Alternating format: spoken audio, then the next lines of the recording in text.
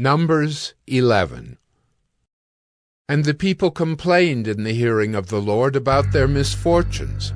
And when the Lord heard it, his anger was kindled, and the fire of the Lord burned among them and consumed some outlying parts of the camp. Then the people cried out to Moses, and Moses prayed to the Lord, and the fire died down. So the name of that place was called Taberah, because the fire of the Lord burned among them. Now the rabble that was among them had a strong craving, and the people of Israel also wept again and said, "Oh, that we had meat to eat! We remember the fish we ate in Egypt that cost nothing, the cucumbers, the melons, the leeks, the onions, and the garlic. But now our strength is dried up, and there is nothing at all but this manna to look at." Now the manna was like coriander seed, and its appearance like that of bdellium. The people went about and gathered it, and ground it in hand mills, or beat it in mortars, and boiled it in pots, and made cakes of it. And the taste of it was like the taste of cakes baked with oil. When the dew fell upon the camp in the night, the manna fell with it. Moses heard the people weeping throughout their clans, everyone at the door of his tent. And the anger of the Lord blazed hotly, and Moses was displeased. Moses said to the Lord, "Why have you dealt ill with your servant? And why have I not found favor in your sight, that you lay the burden of all this people on me? Did I conceive all this people? Did I give them birth that you should say to me, 'Carry them in your bosom, as a nurse carries a nursing child, to the land that you swore to give their fathers'? Where am I to get meat to give to all this people? For they weep before me and say, 'Give us meat that we may eat.' I am not able to carry all this people alone. The burden is too heavy for me. If you will treat me like this, kill me at once, if I find favor in your sight, that I may not see my wretchedness." Then the Lord said to Moses, "Gather for me 70 men of the elders of Israel, whom you know to be the elders of the people and officers over them, and bring them to the tent of meeting, and let them take their stand there with you. And I will come down and talk with you there, and I will take some of the Spirit that is on you, and put it on them, and they shall bear the burden of the people with you, so that you may not bear it yourself alone.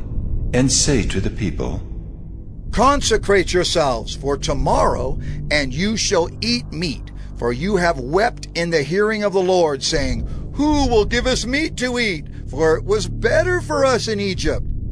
Therefore the Lord will give you meat, and you shall eat. You shall not eat just 1 day, or 2 days, or 5 days, or 10 days, or 20 days, but a whole month, until it comes out at your nostrils and becomes loathsome to you, because you have rejected the Lord who is among you, and have wept before him, saying, 'Why did we come out of Egypt?'" But Moses said, "The people among whom I am number 600,000 on foot, and you have said, 'I will give them meat that they may eat a whole month.' Shall flocks and herds be slaughtered for them, and be enough for them? Or shall all the fish of the sea be gathered together for them, and be enough for them?" And the Lord said to Moses, "Is the Lord's hand shortened? Now you shall see whether my word will come true for you or not." So Moses went out and told the people the words of the Lord. And he gathered 70 men of the elders of the people, and placed them around the tent. Then the Lord came down in the cloud, and spoke to him, and took some of the Spirit that was on him, and put it on the 70 elders.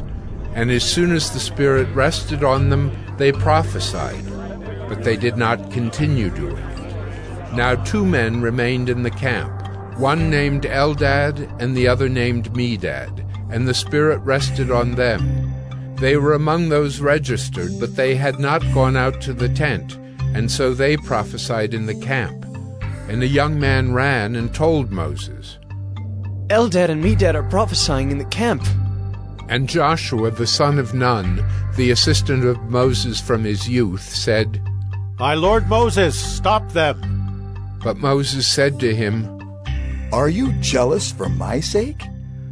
Would that all the Lord's people were prophets, that the Lord would put his Spirit on them. And Moses and the elders of Israel returned to the camp. Then a wind from the Lord sprang up, and it brought quail from the sea and let them fall beside the camp, about a day's journey on this side and a day's journey on the other side, around the camp and about 2 cubits above the ground. And the people rose all that day and all night and all the next day, and gathered the quail. Those who gathered least gathered 10 homers, and they spread them out for themselves all around the camp. While the meat was yet between their teeth, before it was consumed, the anger of the Lord was kindled against the people, and the Lord struck down the people with a very great plague. Therefore, the name of that place was called Kibroth-Hattaavah, because there they buried the people who had the craving. From Kibroth-Hattaavah the people journeyed to Hazerath, and they remained at Hazerath. Numbers 12. Miriam and Aaron spoke against Moses because of the Cushite woman whom he had married, for he had married a Cushite woman, and they said, Has the Lord indeed spoken only through Moses? Has he not spoken through us also? And the Lord heard it. Now the man Moses was very meek, more than all people who were on the face of the earth. And suddenly the Lord said to Moses and to Aaron and Miriam, Come out, you 3, to the tent of meeting. And the 3 of them came out. And the Lord came down in a pillar of cloud and stood at the entrance of the tent and called Aaron and Miriam. And they both came forward. And he said, Hear my words. If there is a prophet among you, I, the Lord, make myself known to him in a vision. I speak with him in a dream. Not so with my servant Moses. He is faithful in all my house. With him I speak mouth to mouth clearly, and not in riddles, and he beholds the form of the Lord. Why then were you not afraid to speak against my servant Moses? And the anger of the Lord was kindled against them, and he departed. When the cloud removed from over the tent, behold, Miriam was leprous, like snow. And Aaron turned toward Miriam, and behold, she was leprous. And Aaron said to Moses, O my Lord, do not punish us because we have done foolishly and have sinned. Let her not be as one dead, whose flesh is half eaten away when he comes out of his mother's womb. And Moses cried to the Lord, Oh God, please heal her. Please. But the Lord said to Moses, If her father had but spit in her face, should she not be shamed 7 days? Let her be shut outside the camp 7 days, and after that she may be brought in again. So Miriam was shut outside the camp 7 days, and the people did not set out on the march till Miriam was brought in again. After that the people set out from Hazerath and camped in the wilderness of Paran. Numbers 13.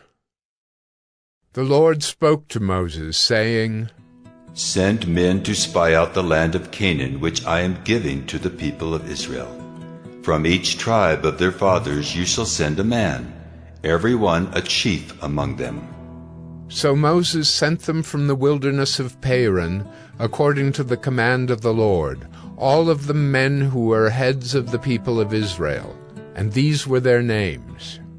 From the tribe of Reuben. Shammua the son of Zachar. From the tribe of Simeon. Shaphat the son of Hori. From the tribe of Judah. Caleb the son of Jephunneh. From the tribe of Issachar. Igal the son of Joseph. From the tribe of Ephraim. Hoshea the son of Nun. From the tribe of Benjamin. Paltai the son of Raphu. From the tribe of Zebulun. Gadiel, the son of Sodai. From the tribe of Joseph, that is, from the tribe of Manasseh. Gadai, the son of Susai. From the tribe of Dan. Amiel, the son of Gemalli. From the tribe of Asher. Sether, the son of Michael. From the tribe of Naphtali. Nabai, the son of Vapsai. From the tribe of Gad. Guel, the son of Machi. These were the names of the men whom Moses sent to spy out the land. And Moses called Hoshea, the son of Nun, Joshua. Moses sent them to spy out the land of Canaan, and said to them, Go up into the Negeb, and go up into the hill country, and see what the land is, and whether the people who dwell in it are strong or weak, whether they are few or many, and whether the land that they dwell in is good or bad, and whether the cities that they dwell in are camps or strongholds, and whether the land is rich or poor, and whether there are trees in it or not. Be of good courage, and bring some of the fruit of the land. Now the time was the season of the first ripe grapes. So they went up and spied out the land from the wilderness of Zin to Rehob, near Lebo-Hamath. They went up into the Negeb and came to Hebron. Ahiman, Shishai, and Talmai, the descendants of Anak, were there. Hebron was built 7 years before Zoan in Egypt. And they came to the valley of Eshcol, and cut down from there a branch with the single cluster of grapes, and they carried it on a pole between 2 of them. They also brought some pomegranates and figs. That place was called the Valley of Eshcol, because of the cluster that the people of Israel cut down from there. At the end of 40 days they returned from spying out the land, and they came to Moses and Aaron and to all the congregation of the people of Israel in the wilderness of Paran at Kadesh. They brought back word to them and to all the congregation, and showed them the fruit of the land. And they told him, We came to the land to which you sent us. It flows with milk and honey, and this is its fruit. However, the people who dwell in the land are strong, and the cities are fortified and very large. And besides, we saw the descendants of Anak there. The Amalekites dwell in the land of the Negeb. The Hittites, the Jebusites, and the Amorites dwell in the hill country, and the Canaanites dwell by the sea and along the Jordan. But Caleb quieted the people before Moses and said, Let us go up at once and occupy it, for we are well able to overcome it. Then the men who had gone up with him said, We are not able to go up against the people, for they are stronger than we are. So they brought to the people of Israel a bad report of the land that they had spied out, saying, The land to which we have gone to spy it out is a land that devours its inhabitants, and all the people that we saw in it are of great height. And there we saw the Nephilim, the sons of Anak who come from the Nephilim, and we seemed to ourselves like grasshoppers, and so we seemed to them.